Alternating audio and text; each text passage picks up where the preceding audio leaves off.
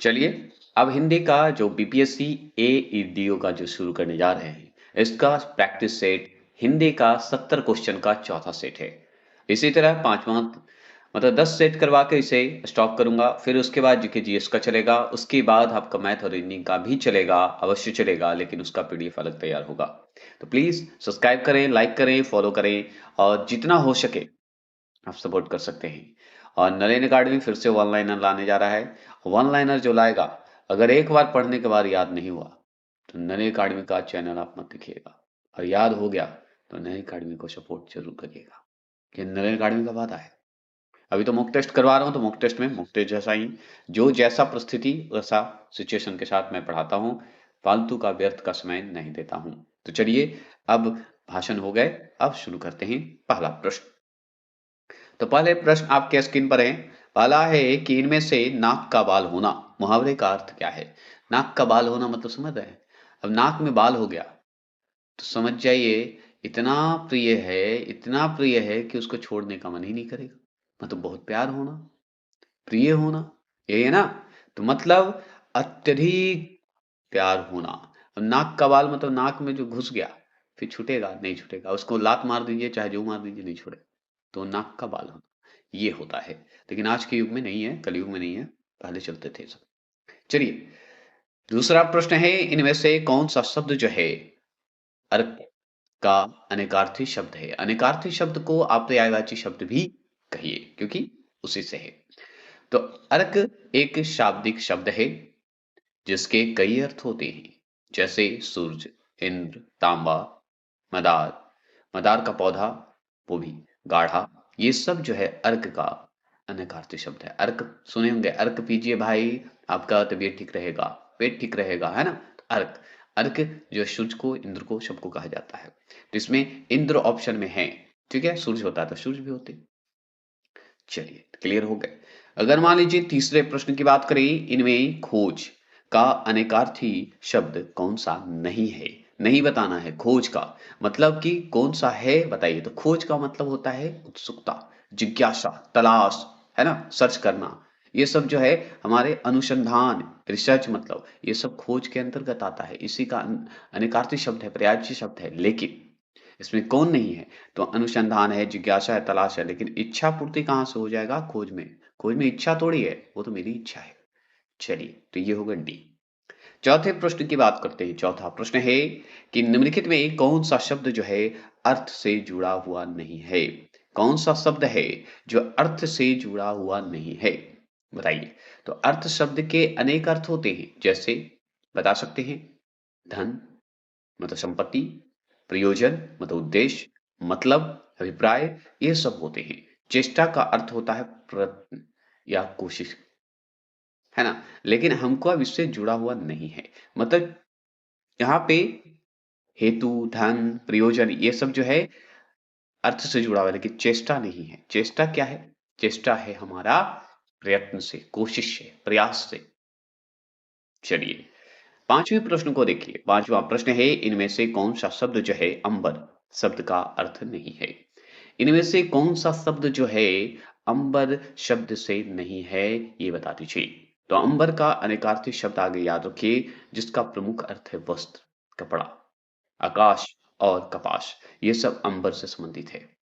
अंबर मतलब एक तरह से हमें कपड़ा से ढक रहा है, आकाश बन के ढक रहा है, कपास के रूप में कपड़ा दे रहा है ना? तो अंबर, अंबर ऐसे आप याद कर सकते हैं। लेकिन अध्याय इसमें कहाँ से आ जाएगा? अध्याय आएगा लगता है? नहीं, अध्याय अलग है। ठीक है, अध्याय एक अलग पार्ट है हमारा। छठा प्रश्न है कि इनमें से कौन सा शब्द जो है भूगोल का विलोम है? भूगोल का विलोम मतलब भूगोल का उल्टा विपरीतार्थक शब्द पूछ रहा है। तो भूगोल शब्द का संबंध पृथ्वी और उसकी सतह के अध्ययन से है। भू प्लस गोल, भूगोल, पृथ्वी का अध्ययन। लेकिन इसका सटीक विलोम जो होता है खगोल, भूगोल, खगोल। खगोल ऑप्शन नंबर डी। याद रखिएगा, पृथ्वी, साहित्य, इतिहास, ये सब तो अलग है। लेकिन हमारा सबसे करेक्ट विलोम अगर पूछे उल्टा, तो खगोल। पृथ्वी नहीं, पृथ्वी तो भूगोल ही है, याद रखिएगा। चलिए, ठीक है। कैसा लग रहा है हिंदी का जरूर बताइएगा। आप आराम से कहीं भी बिजी हैं, कुछ भी कर रहे हैं, तैयारी कर लीजिए। अंत में जब एग्जाम देने जाइएगा तो उससे पहले मेरा हिंदी का 70 क्वेश्चन का देख के जाइएगा, क्योंकि सेट जो मैं बनाने जा रहा हूँ 10 से 12 सेट रहेगा और इसमें जरूर से जरूर आएगा। ये नलेन अकाडमी भरोसा करता है, क्योंकि नलेन अकाडमी अध्यात्म की बातें करता है, ईश्वर से जोड़ कर बातें करता है, क्योंकि क्वेश्चन अपना समझिएगा तो क्वेश्चन आपको समझेगा। इसलिए जरूर देख के जाइएगा, ये नलेन अकाडमी का वादा है, क्योंकि मैं कोई फालतू कंटेंट नहीं लाता, आप देख सकते हैं। चलिए, छठे प्रश्न की बात करें, इनमें कौन सा शब्द जो है भूगोल से हो गया। सातवां प्रश्न है, इनमें से कौन सा शब्द जो है गौरव का विलोम है। तो गौरव का विलोम शब्द पूछते तो क्या जवाब दीजिएगा। तो गौरव शब्द का मतलब होता है गुरु, बड़ा, भारी, ये सब शब्द है। गुरु मतलब पावर, पावर है ना, बड़ा है, भारी है, जिसका अर्थ होता है बड़प्पन, महत्व, याद रखिएगा। तो गौरव मतलब महत्व, बड़प्पन है भाई, महत्व है। तो गुरु है तो महत्व है। इसका सटीक विलोम बताइए क्या होगा। तो इसका सटीक विलोम मतलब उल्टा, लघु। गौरव मतलब बड़ापन, महत्व, बड़ा सेंस में हुआ, लेकिन इसका उल्टा लघु हो जाएगा। लघु मतलब लाघव, लाघव बोल दीजिए, लाघव। लाघव मतलब होता है लघु, छोटा, ठीक है, छोटापन, हल्कापन। आठवें प्रश्न की बात करते हैं। आठवां प्रश्न है कि इनमें से कौन सा शब्द जो है सौभाग्य का विलोम है। सौभाग्य का विलोम कौन सा है बता दीजिए। तो हम इनमें से कौन सा शब्द हमारा सौभाग्य विलोम है। तो सौभाग्य का मतलब होता है अच्छा भाग, अच्छी किस्मत। इसका सीधा और सटीक विलोम शब्द है दुर्भाग्य। समझ गए, मतलब सौभाग्य का मतलब होता है अच्छा भाग, अच्छी किस्मत, लेकिन इसका उल्टा, जिसका किस्मत ही खराब हो जाए, दुर्भाग्य ही तो कहलाएगा, है ना। तो दुर्भाग्य इसका विलोम है। चलिए, नौवें प्रश्न को देखिए। नौवां प्रश्न है, इनमें से कौन सा शब्द अग्नि का पर्यायवाची नहीं है। अग्नि का पर्यायवाची नहीं है, मतलब अग्नि का पर्यायवाची याद रखना होगा। बताइए। तो हम बताएंगे, अग्नि का पर्यायवाची अगर आपसे पूछ रहा है, बताइए। तो अग्नि का पर्यायवाची है अमीय। समझ गए, मतलब अमीय, मतलब अमीय नहीं है। समझ गए ना। तो अमीय शब्द जो है अमृत का पर्यायवाची है, ना कि अग्नि का पर्यायवाची है। जिनकी, जिसके अगर देखा जाए, मतलब जिनके, सॉरी, मतलब जिसके अन्य पर्यायवाची अगर देखा जाए तो साधु। अमृत मतलब होता है सुधा, पीयूष, सोम, सोमरस होते हैं ना, वो होते हैं। अग्नि का अगर पर्यायवाची आपको इसमें, तो आप देख लिए अमीय नहीं है, लेकिन सब है। वैना शवर है, अनल है और रोहिता शव है। ये सब जो है अग्नि का है, और अग्नि का और भी है, जो कि हमको और बाद में बात करेंगे। अभी तो इतना ही जान लीजिए, काफी है। पावक बता सकते हैं, दहन बता सकते हैं, हुताशन बता सकते हैं, बहुत सारे चीजें, लेकिन हम अभी सेठ दे रहे हैं तो सेठ ही जैसा बात करेंगे। 10वां प्रश्न है, पिता के घर पर रहने वाली युवती के लिए इनमें से उपयुक्त शब्द कौन सा है। जो पिता के घर में रह रही है युवती, मतलब बालिका, लड़की, ठीक है, देवी जी जिन्हें बोलते हैं हम लोग। तो चलिए बता देता हूं कि पिता के घर में रहने वाली युवती को क्या कहते हैं, मतलब देवी जी को क्या कहेंगे, मतलब हमारी देवी को क्या कहेंगे। तो हम बताएंगे सुवासिनी कहते हैं। मतलब युवती के लिए एक शब्द आया है सुवासिनी, ठीक है। और यह शब्द जो है विशेष रूप से उस अविवाहित या विवाहित स्त्री के लिए किया गया है, जो अपने पिता के घर में निवास करती हैं। सुहागिनी का अर्थ होता है विवाहित स्त्री, ठीक है। तो ये सुहागिनी, तो सुवासिनी बताइएगा। सुहागिनी मतलब विवाहित है, लेकिन सुवासिनी मतलब कि जो कोई पिता के घर में रहने वाली युवती, विवाहित हो या अविवाहित हो, दोनों में, ठीक है। तो 11वें प्रश्न की बात करें, यथाशक्ति, इनमें से कौन सा समास है। यथाशक्ति पूछ रहा है, पावर पूछ रहा है, यथाशक्ति। यथाशक्ति समास का विग्रह जो है शक्ति के अनुसार होता है। जिस समास का पहला पद मतलब पूर्व पद अव्यय हो और वही प्रधान हो, याद रखिएगा, जिस समास का पहला पद हो, समझ गए, उसे अव्ययी समास कहते हैं। मतलब ये अव्ययी समास है। यथाशक्ति, यथाशक्ति मतलब पूर्व पद, पूर्व पद प्रधान है जी। तो यथा जो है हमारा पूर्व पद प्रधान है, मतलब अव्ययी भाव है, ठीक है। अब बताइए, जैसे कि और एग्जांपल लेना है तो ले लीजिए। प्रतिदिन, ये भी है। अजन्म, भरपेट, ये सब अव्ययी है, जिसका पहला पद प्रधान है। प्रतिदिन, प्रति जो है ना, पहला। परमेश्वर का कौन सा समास है बताइए। परमेश्वर शब्द का समास विग्रह अगर पूछे तो परम है जो ईश्वर, मतलब परम है जो ईश्वर, इसमें पहला पद परम विशेषण है, दूसरा पद ईश्वर विशेष्य है। तो ईश्वर हमारे विशेष्य हैं क्योंकि वही तो हैं। परम कौन है? ईश्वर ही है, तो विशेष्य है, विशेषण कौन है? परम। तो जिस समास के एक पद विशेषण हो और दूसरा पद विशेष हो, तो क्या होगा? ये कर्मधारय समास होगा। समझ गए? मतलब परम शब्द ईश्वर की विशेषता बता रहा है, अतः यह कर्मधारय समास है। क्लियर हो गए? समास अगर मैं पढ़ाऊंगा ना तो बहुत कॉमेडी के साथ करूंगा, ये मेरा फेवरेट सब्जेक्ट है समास। संधि में थोड़ा सा मैं फन नहीं करूं, लेकिन समास को इतना फन करके बताऊंगा क्योंकि अध्यात्म की ओर ले जाऊंगा। तो पढ़ाऊंगा जरूर, लेकिन इसे आपके लाइक करें, सब्सक्राइब करें, फॉलो तो करें, पता तो चले कि आप इंटरेस्टेड हैं। नहीं है तो कैसे होता है? शेयर तो कीजिए लोगों के पास। 13वां प्रश्न है, हम बना के छोड़ देंगे, व्यूज आना नहीं जाना वो मेरी इच्छा के विरुद्ध है। मेन है कि ये बस मैं बना के छोड़ दे रहा हूँ कि भविष्य में आपको अवश्य काम देगा। ये नलिन कार्ड में 100% लिख के देता है, क्योंकि हिंदी इससे ज्यादा नहीं आएगा। 70 में से 50 का गारंटी मैं लेता हूँ। आप पढ़ के जाए, बस तरीके से सुनिए।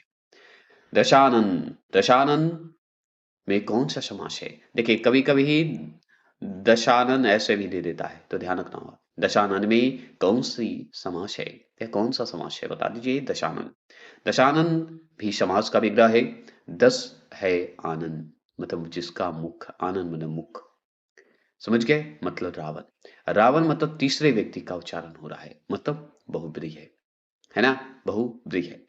तो याद रखिएगा यहाँ पे दिगु का भी हो रहा है। दिगु मतलब 10, मतलब संख्या में बता रहा है, दशानन मतलब 10। लेकिन यहाँ पे थोड़ा सा अंतर हो गया। यहाँ पे हम चाहते तो संख्यावाची भी है दिगु का लक्षण, लेकिन यह एक विशेष अर्थ दे रहा है, मतलब तीसरे व्यक्ति का नाम ले रहा है, मतलब उससे अर्थ निकल रहा है रावण का, दशानन। तो इसलिए ये बहुब्रीहि समास पहले होगा। अगर बहुब्रीहि नहीं होता तब दिगु समास हम टिक लगाते थे। तो दशानन, लंबोदर ये सब शब्द आएंगे तो बहुब्रीहि है। 14 प्रश्न है, प्रत्यय मूलतः कितने प्रकार के होते हैं? तो प्रत्यय कितने प्रकार के होते हैं? तो प्रत्यय दो प्रकार के ही होते हैं। कृत प्रत्यय, समझ गए? मतलब कृत प्रत्यय मतलब क्या हुआ? वे प्रत्यय जो क्रिया या धातु के अंत में जुड़कर नया शब्द बनाता है। जैसे आप समझ सकते हैं, लिख प्लस आवट जोड़ दिया, लिखावट हो जाता है। ठीक है? एक कृदंत कहलाएगा। ठीक है? अब एक होता है, ये तो हो गए, कृत प्रत्यय को कृदंत भी कहलाता है, याद रखिएगा। दूसरा होता है प्रत्यय तद्धित प्रत्यय। तद्धित प्रत्यय क्या होता है? तद्धित प्रत्यय वे प्रत्यय होते हैं जो संज्ञा, सर्वनाम, विशेषण या अव्यय के अंत में जोड़कर नया शब्द बनाते हैं। जैसे मानव, मानव में ता लगा दीजिए, मानवता। इसमें शब्द, जो शब्द बने हैं, इसे ही हम तद्धित प्रत्यय या तद्धितांत कहते हैं। ठीक है? तो इसमें दो होते हैं। प्रत्यय को मैंने स्पष्ट रूप से समझाने की कोशिश किया, सब सुनिएगा, याद हो जाएगा। 15वां प्रश्न है कि गीता ने पुस्तक पढ़ी है, इस वाक्य में कौन सा काल है बताइए। गीता ने पुस्तक पढ़ी है, मतलब पढ़ी है तो प्रेजेंट का ही अनुभव कर रहा है, वर्तमान काल का ही कर रहा है। तो क्रिया के वर्तमान काल में तो कर रहा है, पूर्ण होने का बोध करवा रहा है। ठीक है? तो अब बताइए कि इसमें है कौन? पूर्ण है क्या पूर्ण है? कमेंट करेंगे। तो ये पूर्ण वर्तमान है ना, क्योंकि गीता ने पुस्तक पढ़ी है, मतलब पूर्ण हो गया है। पढ़ रही होती तो अपूर्ण बोलते, या पढ़ चुकी होती तो सोचते, चुकी होती तो पास चले जाते। 16वां प्रश्न है, इनमें से कौन सा शब्द जो है पुल्लिंग है? अब इसमें कौन सा ऐसा शब्द है जो पुल्लिंग महसूस होता है बताइए, 4 ऑप्शन में। तो हम बताएंगे पुल्लिंग यशस्वी। यशस्वी जो है पुल्लिंग है। हथिनी, अभिनेत्री, आंख, ऐसे ही समझ जाइए। इनमें से कौन सा शब्द जो है स्त्रीलिंग है? इनमें से कौन सा शब्द जो है स्त्रीलिंग है बताइए। तो 17वां प्रश्न है, इनमें से कौन सा शब्द जो है स्त्रीलिंग है बता दीजिए। तो हम बताएंगे अजवायन, स्त्रीलिंग शब्द है अजवायन। मतलब अगर देखा जाए वाक्य में अगर हम प्रयोग करते हैं तो हम समझेंगे अजवायन डाली जाती है। अजवायन, अजवाइन का नाम सुने हैं? अजवाइन, तो इसमें जो है ये डाली जाती है, स्त्रीलिंग शब्द हुआ अजवाइन। टोप, पराठा, रसगुल्ला, ये क्या है? अजवाइन। है ना। अजवाइन एक जो पीते नहीं है, पेट के लिए होता है, बहुत अच्छा है। इस बहुत जगह पे मिला के खाया जाता है सब्जी उब्जी में। इनमें से अधिकरण का बोध चिन्ह कौन सा है? अधिकरण का बोध बताइए। कारक पूछ रहा है। कारक में अधिकरण में क्या लगता है? से लगेगा, में लगेगा, को लगेगा, ने लगेगा। तो कर्ता ने, कर्म को, कर्म से, ऐसे याद करना पड़ेगा। ये हमको भी पूरा याद नहीं है, लेकिन याद करूंगा तो आपको बताते बताते हो सकता है याद हो जाए, लेकिन है। तो जैसे कि मान लीजिए अधिकरण कारक क्रिया में अगर देखा जाए तो हम बताएंगे कि भाई स्थान या समय का बोध करवाता है। कौन? अधिकरण। इतना तो हम समझ गए। और इसमें में और पर होते हैं, मतलब में और पर। तो यहाँ पे में तो है, पर होता तो पर भी होता। तो अधिकरण में पेपर सुने होंगे, नाम पढ़े होंगे संस्कृत में, वो भी हम कारक पढ़ाएंगे अगर आप इससे अच्छे से लाइक सब्सक्राइब करें। 19वां प्रश्न क्या है कि हर्ष, दुख, घृणा, पीड़ा इत्यादि मनोभावों को व्यक्त करने वाले शब्दों को क्या कहते हैं? तो जिसमें हर्ष, दुख और घृणा और पीड़ा है, तो सब अव्यय का ही एक रूप है। अव्यय समुच्चय बोधक है, अव्यय विषमादि बोधक है, अव्यय आकाश आकस्मिक मनोभाव है का बोधक है। तो याद रखिएगा। तो ये है क्या? तो हर्ष होना, शोक होना, आश्चर्य होना, घृणा होना, पीड़ा होना, ये ऑप्शन नंबर डी विषमादि बोधक का अवयव का संकेत है। ठीक है, चलिए। अब जैसे आप कोई भी एग्जांपल ले लीजिए, आप बताइए। जैसे वाह, अरे, छी, हा, तो हाय बोलते हैं ना, छी, हाय हाय हाय, आदि, ये सब शब्द जो है क्या है? विस्मादि बोधक है। उसके साथ लगाते हैं ना, हाय, वाह, ऐसे ये वाला लाइन लगाते हैं। ठीक है, विस्मादि बोधक। चलिए, 20वां प्रश्न। 20वां प्रश्न है विशेषण मूलतः कितने प्रकार के होते हैं? विशेषण मूलतः कितने प्रकार के होंगे? प्लीज कमेंट करिए। मैं बताता हूं तो कमेंट करिए। गुणवाचक विशेषण, संख्यावाचक विशेषण, परिणामवाचक विशेषण, सर्वनाम, सर्वनामिक विशेषण या सांकेतिक वाचक विशेषण। तो कितने हुए? 4 हुए ना? तो 4 विशेषण मुक्त हमारे 4 होते हैं। मूलतः बोलिए या मुक्ता बोलिए, ये 4 ही होते हैं। याद रखिएगा। गुणवाचक विशेषण में अच्छा, बुरा, काला, ये शब्द आएंगे। संख्यावाचक विशेषण का 2, 4, कुछ संख्या में आएंगे। परिणामवाचक में 2 किलो, थोड़ा पानी, ये सब आएंगे। और सांकेतिक वाचक में तो हम जानते हैं यह, वह, कोई, ये सब संकेत में बोलते हैं ना, यह है, वह है, क्या है। चलिए, 21वां प्रश्न है इनमें से यौगिक सर्वनामिक विशेषण का कौन सा उदाहरण सही है? लीजिए। अब सर्वनामिक विशेषण आ गया, मतलब कि हम विशेषण का चौथे हिस्सा का भाग कर रहे हैं। तो चौथे हिस्सा का भाग का उदाहरण बता रहा है, बताइए। चलिए बताइए जल्दी उदाहरण। तो इसका ऑप्शन नंबर डी होगा, ऐसा आदमी नहीं देखा। ऐसा आदमी नहीं देखा। ये क्या है? सांकेतिक है। सांकेतिक मतलब ऐसा, ऐसा मतलब संकेत दे रहा है कि ऐसा आदमी नहीं देखा। मतलब सर्वनामिक जो विशेषण है उसी को हम संकेतक विशेषण भी बोलते हैं। तो ऐसा संकेत का इंडिकेट करता है, वह इंडिकेट करता है, ये सब जो है संकेत। चलिए, अगर मान लीजिए 22 आ गया कि निम्नलिखित में से कौन सा शब्द तत्सम है? तत्सम और तद्भव। तत्सम आ गया तो संस्कृत शब्द इसमें ढूंढना है ऑप्शन में। ठीक है, और अगर तद्भव आ गया तो हिंदी शब्द ढूंढना है, ये हम जानते हैं। तो बताइए, तो तत्सम शब्द किसमें? खेत होगा, उद्गम होना चाहिए, है ना, कि कोट होना चाहिए? कोट तो हमको इंग्लिश शब्द लग रहा है। तो बताइए क्या लग रहा है आपको? प्लीज कमेंट करेंगे। तो हम बताएंगे इसका उद्गम। तत्सम शब्द है जिसका अर्थ है उत्पत्ति का स्थान। उद्गम संस्कृत शब्द नहीं लग रहा है ना। खेत उत तो नॉर्मल है, खेत में चलो जी, घूमने चलो जी, फिरने चलो जी, तो ये सब तो हिंदी शब्द है। 23वां प्रश्न है इनमें री क्या है? बताइए, बताइए इसमें क्या है? तो इसमें जो है यह एक स्वर माना गया है री को, है ना। छत्री ज्ञ ये सब आता है ना। तो री क्यों बोले? क्योंकि री र से मिलकर बना है री। ठीक है, तो इसका जो है जैसे ऋषि, रीन, ऋतु, ये सब शब्द बने हैं, है ना। तो इसमें कितने स्वर हैं? 11 स्वर। तो ये स्वर का ही हिस्सा है, तो हम इसे स्वर में ही रखेंगे। ठीक है, न कि आपको संयुक्त व्यंजन में रखिएगा ना, व्यंजन में स्वर है। चलिए, 24 क्वेश्चन में है इसका उच्चारण स्थान जो है दंत है। मतलब किसका उच्चारण स्थान, किसका उच्चारण स्थान मैंने बोल दिया, किसका उच्चारण स्थान दंत है? बताइए। मतलब दांत से बोला जाता है। तो ट ट तो है, नहीं बोला गया।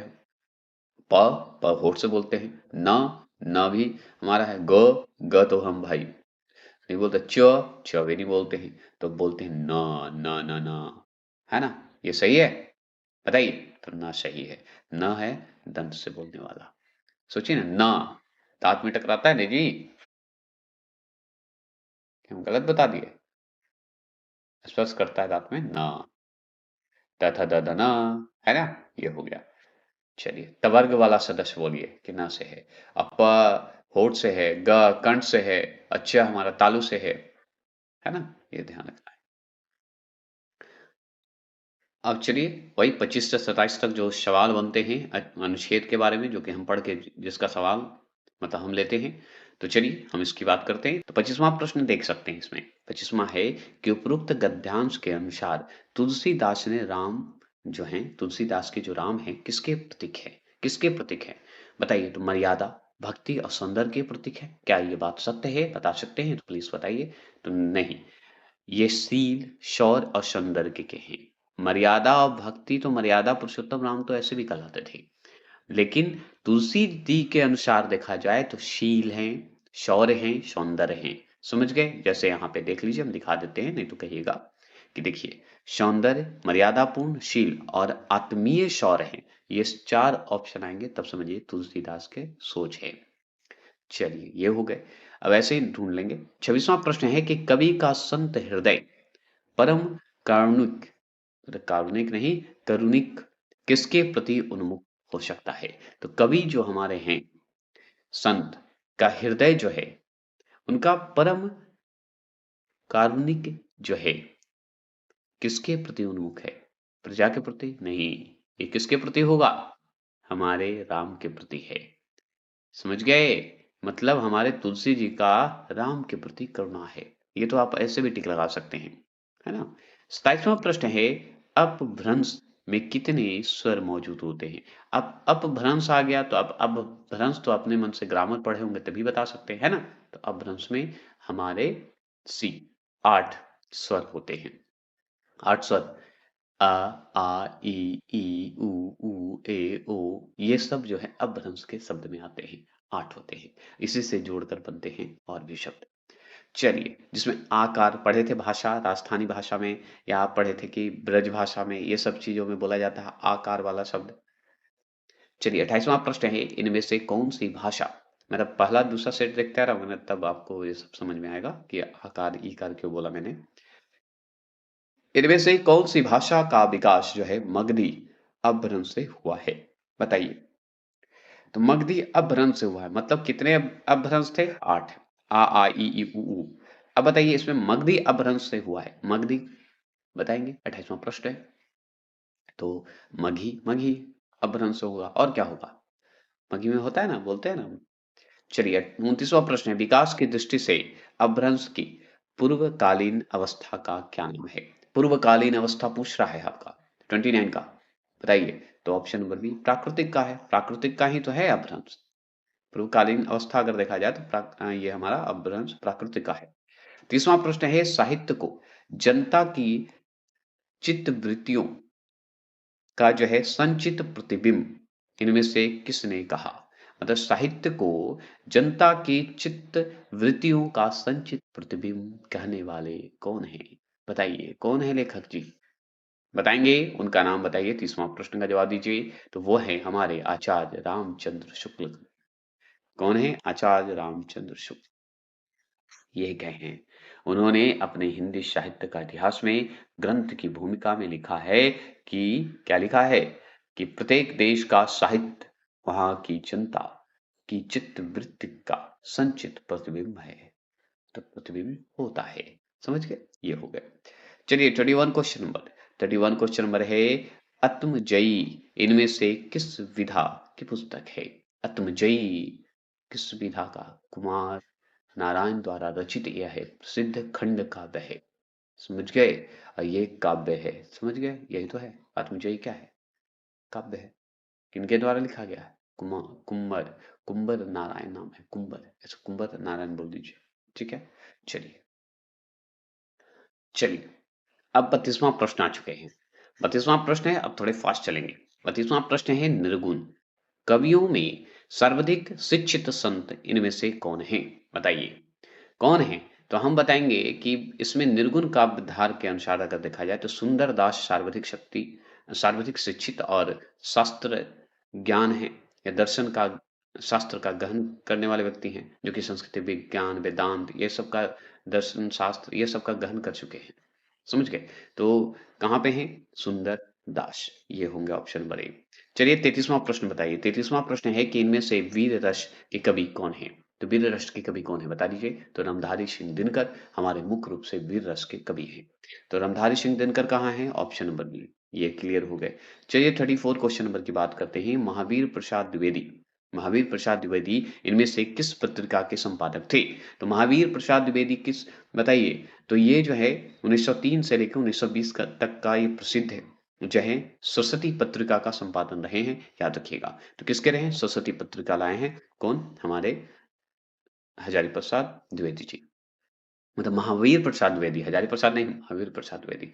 चलिए यहाँ पे 35वां प्रश्न है, महावीर प्रसाद द्विवेदी सरस्वती पत्रिका का संपादन कब बने? मतलब पत्रिका के संपादक कब बने? तो देखिए इनका तो मैंने डेट बताया ना, 1903 से लेके 1920 तक इनका चला था पत्रिका, तो 1903 में ही इनको लगा दीजिए।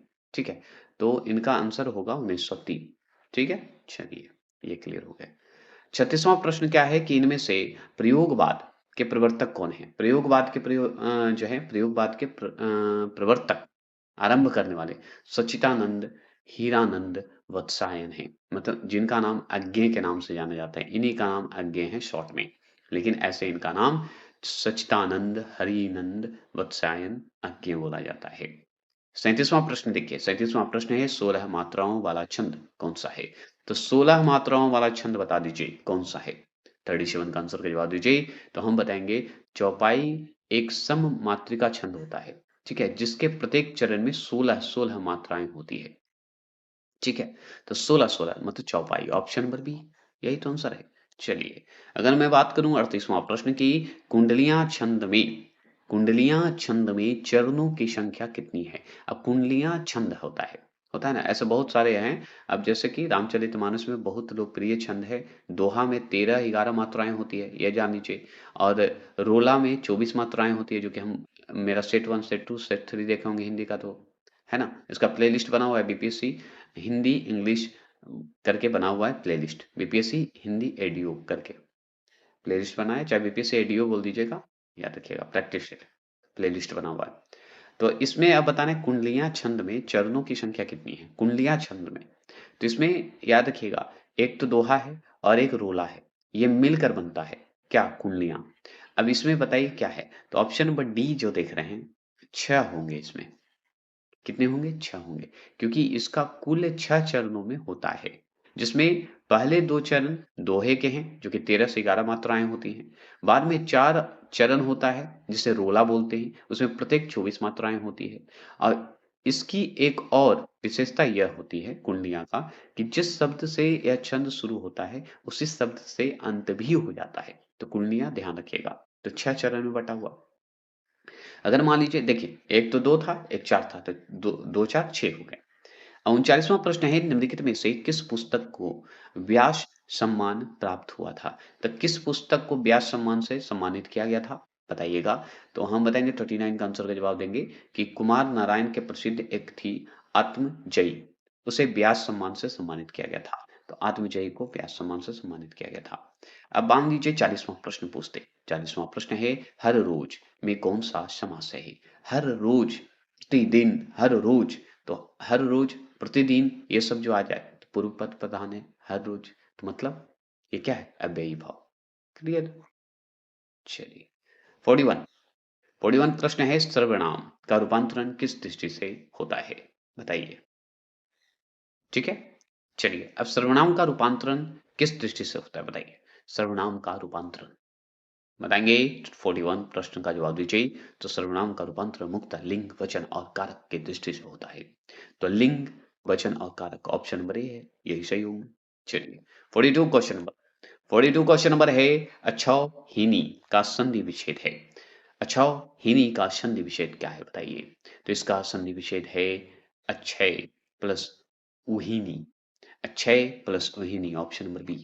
क्लियर? चलिए 43 क्वेश्चन नंबर बता दीजिए। 43 है कि निम्नलिखित में कौन सा एक कथन गलत है? तो इस चार में से एक कथन गलत है। क्या पढ़ते हैं? दो स्वरों के मेल से उत्पन्न विकार को स्वर संधि कहते हैं। क्या ये बात सत्य है? तो याद रखिएगा, ये बात तो सही है, लेकिन गलत पूछ रहा है। तो विसर्ग के साथ विसर्ग के मेल से उत्पन्न विकार को विसर्ग कहते हैं। ये सबसे बड़ी गलती है, यही सही है। ठीक है, दो वर्णों के मेल से होने वाले विकार को संधि कहते हैं। ये भी आप सही मान सकते हैं, लेकिन गलत पूछ रहा है तो गलती यही होगा, बी। क्लियर? मतलब क्योंकि विसर्ग संधि में विसर्ग और अन्य स्वर का या व्यंजन के मेल से उत्पन्न परिवर्तन को दर्शाया जाता है। ठीक है, इसी से उत्पन्न नहीं होता, ये इसलिए गलत है। 44 क्वेश्चन नंबर है, कर्मधारय समास का उदाहरण बताइए। तो कर्मधारय मतलब परमेश्वर। क्या ये बात सत्य है? बता दीजिए। तो कर्मधारय का बताइए, आपसे सवाल है कर्मधारय। तो कर्मधारय का उदाहरण है जिसका पहला पद विशेषण हो और दूसरा पद विशेष बताता हो। तो परमेश्वर में परम हमारा विशेषण है, ईश्वर हमारा विशेष है, तो ईश्वर को बताया जा रहा है। मतलब इसका आंसर ऑप्शन नंबर सी होगा। कर्मधारय पढ़ाए थे, बताए थे अभी सेट में। ऊपर ही 45 प्रश्न है, निम्नलिखित समास को उनके उदाहरण के साथ सम्मिलित कीजिए तथा सही कूट का चयन कीजिए। तो निम्नलिखित समास को उनके उदाहरण के साथ आपको मिलान करना है और बताना है कि क्या होगा। 45 का प्रश्न का जवाब दीजिए, प्लीज कमेंट कीजिए। तो 45 का प्रश्न का आंसर का जवाब यही है कि ऑप्शन नंबर सी इसका सही होगा। कैसे होगा आप देखिए। अब जैसे मान लीजिए अव्ययी है, तो अव्ययी इसका जो है यथाशक्ति होगा, प्रतिदिन, यथाशक्ति, ये सब जो है अव्ययी भाव है। ठीक है। अब पीताम्बर जिसका पीला वस्त्र हो, ये हमारा कौन है? सी का वन होगा। पीताम्बर मतलब विष्णु को बताया जाता है, कृष्ण को बताया जाता है। तत्पुरुष द्वंद्व में क्या होता है? हाथापाई, हाथापाई होगा भाई, द्वंद्व होगा। तो ये हो गए। अब एक बचा कौन? देशभक्ति, देशभक्ति तत्पुरुष। क्लियर? तो ऑप्शन नंबर सी तो सही है ना। चलिए 46 46 का आंसर का जवाब दीजिए। अभिव्यक्ति शब्द का अर्थ क्या है? अभिव्यक्ति शब्द का अर्थ आपसे पूछे तो आपको बताना है कि प्रकट करना। अभिव्यक्ति मतलब कि हमको प्रकट करना है। इसका अर्थ है कि विचारों, भावनाओं, विचारों को हम खुले तौर पर व्यक्त करेंगे, दिखाना है हमको, अभिव्यक्ति करना है। तो मतलब प्रकट करना, ऑप्शन नंबर सी। देखिए 47 क्वेश्चन में है, शतावधानी शब्द के लिए उचित वाक्यांश कौन सा है? तो ऑप्शन नंबर बी सही है। एक साथ 100 बातें याद रखने वाला उसे कहते हैं शतावधानी। समझिए, जो हर बात को याद रखता हो। चलिए आगे चलिए। 47 क्वेश्चन नंबर हो गए। 48 क्वेश्चन नंबर की बात करते हैं। 48 क्वेश्चन नंबर यही है कि दिए गए वाक्य का वह भाग ज्ञात करें जिसमें कोई त्रुटि है। हम जानते हैं कि परिश्रम हम जानते हैं कि परिश्रम का फल सदा ही मीठा होता है। इसमें कौन सा त्रुटि है?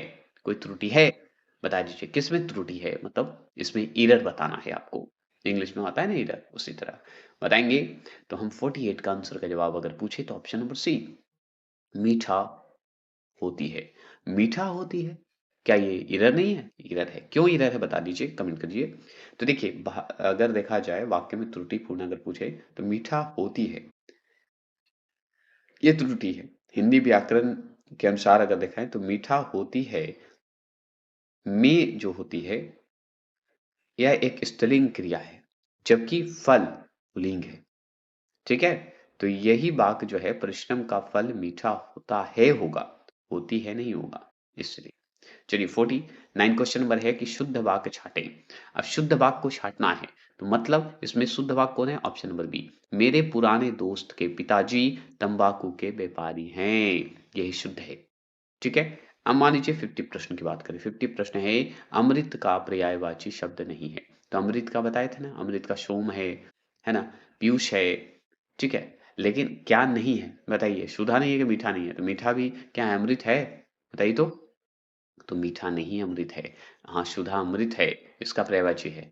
ठीक है, चलिए 51 क्वेश्चन नंबर है, सूर्य शब्द का पर्यायवाची शब्द नहीं है। तो सूर्य का बताइए, रवि, दिनकर, रजनी, ये सब क्या है बताइए? ऑप्शन नंबर क्या होगा? तो ये रजनी नहीं होगा, दिनकर होगा, रवि होगा, सूरज सूरज तो होगा ही। चलिए अगर मान लीजिए आपका 52 है तीव्र का विलोम शब्द, तो तीव्र का मंद हो जाता है। ये तो सिंपल चीज है, जान रहे हैं कि नहीं बताइए। एकदम मंद हो जाएगा, इसमें सोचना नहीं है, विलोम मतलब उल्टा। 53 क्वेश्चन में दिए गए शब्द का विलोम चुने। यस, यस का विलोम बताना है। यस का नीरव होगा कि नीरस होगा? 53 का आंसर जो है तो कुछ नहीं होगा, अपशय होगा। अप यश होगा, अपयश होगा किसका? यश का। अप अपयश होगा। चलिए 54 क्वेश्चन में है किस्मत खुलना मुहावरे का क्या अर्थ है? तो किस्मत खुलना का मुहावरे का अर्थ क्या है? भाग्य चमकना, यही ना, भाग चमकना ना, ऐसे ही होना चाहिए। क्या लगता है आपको? नहीं, उपरोक्त में से एक से अधिक होगा, क्योंकि भाग चमक सकता है, भाग पलट सकता है, भाग उदय हो सकता है, सब कुछ हो सकता है। मुहावरे का कोई तुलना ही नहीं है, और कुछ देता तो मजा आता। 55 गाल बजाना मुहावरे का अर्थ क्या है? तो गाल बजाना मतलब क्या होता है? गाल बजाना मतलब थप्पड़ देना थोड़ी होता है। गाल बजाना मतलब होता है बिना मतलब के बड़ी बड़ी बड़ी बातें फेंकना, समझ के? तो बड़ी बड़ी बातें फेंकना मतलब डींग हाँक, इसे कह सकते हैं ऑप्शन नंबर बी। ठीक है, चलिए, तो इसलिए सोच समझ के कहीं डिंग हाँगे, नहीं तो पकड़ा जाइएगा, तो बड़ी बड़ी बातें बोलने लगेगा। यूरोप के स्केच रिपो ताज के लेखक हैं। तो यूरोप के स्केच रिपो ताज के लेखक कौन है बताइए? इसमें 56 का आंसर का जवाब पूछिए तो हम बताएंगे राहुल संस्कृत्यान जी हैं, यही लिखे हैं। अगर पूछे 57 का इनमें देशज शब्द कौन सा है? देशज मतलब समझ चाहिए, विदेशज नहीं, देशज, हमारा देश, अपना देश, देशज शब्द पूछ रहा है। तो देशज शब्द जो है वो है एक तरह से पानी। पानी हमारा देशज शब्द है। क्यों? क्योंकि देखिए अदालत जो है अरबी भाषा शब्द है। अफीम यह शब्द जो है फारसी भाषा शब्द है। पानी यह शब्द जो है संस्कृत भाषा का है, मतलब देशज है। तमाशा यह शब्द जो है फारसी भाषा है, तो इसलिए पानी हमारा देशज है, अपना भाषा है। अब चलिए बात करते हैं 58। 58 है इनमें से कौन सा शब्द जो है तद्भव नहीं है? तद्भव मतलब हिंदी वाला नहीं है, मतलब संस्कृत है। तो देखिए इसमें गेह, देह, फूल, धूल ये सब लग रहा है कि सब तो तद्भव ही है, क्योंकि हिंदी शब्द लग रहा है, लेकिन एक तो नहीं लग रहा है। कौन नहीं लग रहा है? देह। देह जो है तद्भव है, तत्सम है, क्योंकि संस्कृत शब्द लग रहा है देह। चलिए हम लोग शरीर बोलते हैं, अंग बोलते हैं, देह। किस विकल्प में सभी संज्ञा शब्द क्रिया शब्दों से निर्मित है? मतलब किस विकल्प में संज्ञा जो है, मतलब सभी संज्ञा शब्द क्रिया शब्द से निर्मित है? तो इसमें से बताना है कौन सा है कि जो सभी संज्ञा है लेकिन शब्द जो है क्रिया शब्दों से निर्मित हुआ है, इसका बताना है। तो 59 का ऑप्शन नंबर जो है ए देखिए, भूल और हंसी, ये जो है आपका सभी संज्ञा शब्द क्रिया शब्द से निर्मित है। भूल, हंसी ये सब है ना। 60वां प्रश्न, 60वां है किस वाक्य में व्यक्तिवाचक संज्ञा जातिवाचक संज्ञा के रूप में प्रयुक्त हुआ है? मतलब व्यक्तिवाचक संज्ञा भी है और जातिवाचक संज्ञा में बताया गया है। 60वां प्रश्न का जवाब दीजिए। तो ये है देश को नटवर लालों के तरह तरह से ठगा गया है। मतलब देश को नटवर लालों ने तरह तरह से ठगा है, ये हमको बढ़िया से करना होगा। ऑप्शन नंबर डी इसका सही होगा 60वां प्रश्न का। क्यों होगा? देश के नटवर लालों ने तरह तरह से ठगा है। किसको ठगा है? देश को। और क्या है? व्यक्तिवाचक स्वरूप दिख रहा है, लेकिन जातिवाचक के रूप में इसे हम बताए हैं। देश को एक तरह से ठगा ही ना, तो जातिवाचक है ना। 61 किस विकल्प में सभी विशेषण शब्द संज्ञा शब्द शब्दों से रचित नहीं है? तो बताइए किसी विकल्प में सभी विशेषण शब्द जो हैं संज्ञा शब्दों से रचित है? बताएंगे तो ऑप्शन नंबर सी होगा, पीड़ित और दयनीय। क्लियर हो गया। 62 क्वेश्चन नंबर देखिए कि विशेषण का उत्तमा अवस्था का प्रयोग जो है किस वाक्य में किया गया है? बताइए विशेषण का। तो हम विशेषण की अगर बात करें तो मूलावस्था, ये सब जो शब्द हैं एक तरह से हैं, तो इसका आंसर होगा कि सी, उससे सर्वाधिक अंक प्राप्त हो, मतलब अंक जो है प्राप्त हुए हैं। तो ये सब कॉमन है, तो आप ये सब अपने मन से भी पढ़ सकते हैं। 63 की बात करते हैं।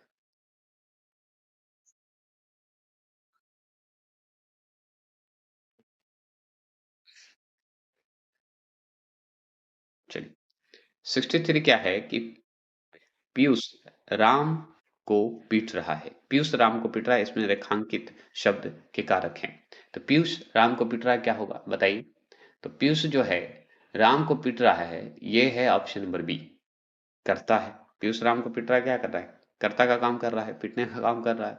इस तरह से आप टिक लगा सकते हैं। 64 है, निम्नलिखित में से किस विकल्प में आवर्त मूलक पक्ष है? आवर्त मूलक पक्ष है, बताइए प्लीज़ कमेंट कीजिए। तो 64 में माँ खाना बनाती है, ये हमारा आवर्त मूलक शब्द है।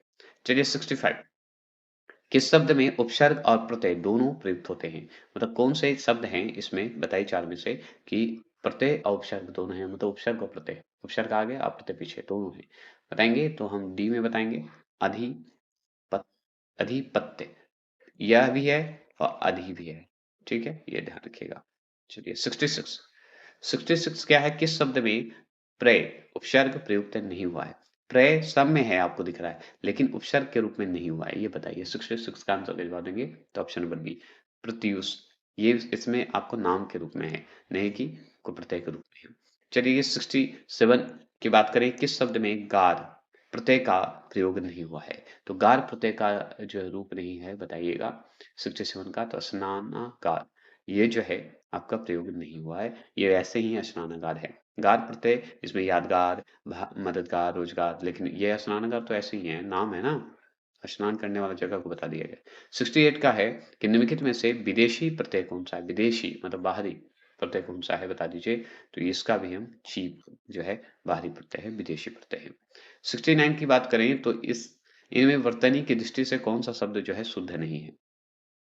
मत्स्य नहीं है, बताइए क्या नहीं शुद्ध है, बताइए। तो ये जो है हमारा दृष्ट, दृष्टा जो है ये सही नहीं है, दृष्टि होना चाहिए। और इसका कई तरह है, दृष्टा भी कर सकते हैं, दृष्टा इसका सही है, दृष्टा, लेकिन दृष्टि, दृष्टा। चलिए, और दृष्टि अलग होता है। 70 प्रश्न मतलब दृष्टि इसी का रूप है, लेकिन अगर यहाँ पे लिखा हुआ दृष्टा ना होगा इसके अनुसार। 70 प्रश्न क्या है, बताइए। 70 प्रश्न है कि वर्तनी की दृष्टि, दृष्टि देखिए, दृष्टि से शुद्ध शब्द बताइए। अब दृष्टि ये सही है, तो इसके अनुसार दृष्टि से शुद्ध शब्द कौन है वर्तनी के हिसाब से देखा जाए, तो ये दंपति, दंपति जो है हमारा शुद्ध है। नहीं, द्वितीय, वयस्क, ये सब जो है, बुधवार, ये सब बुधवार होना चाहिए, बुधवार। चलिए, तो ये हो गए हमारे चौथे सेट खत्म। अब चलेंगे छठा, सातवां, आठवां, 10 सेट करवाऊंगा हिंदी का, उसके बाद इसे स्टॉप करूंगा, फिर उसके बाद जीके जीएस का चलेगा। तो चलिए फिर मिलते हैं। जय हिंद, जय भारत।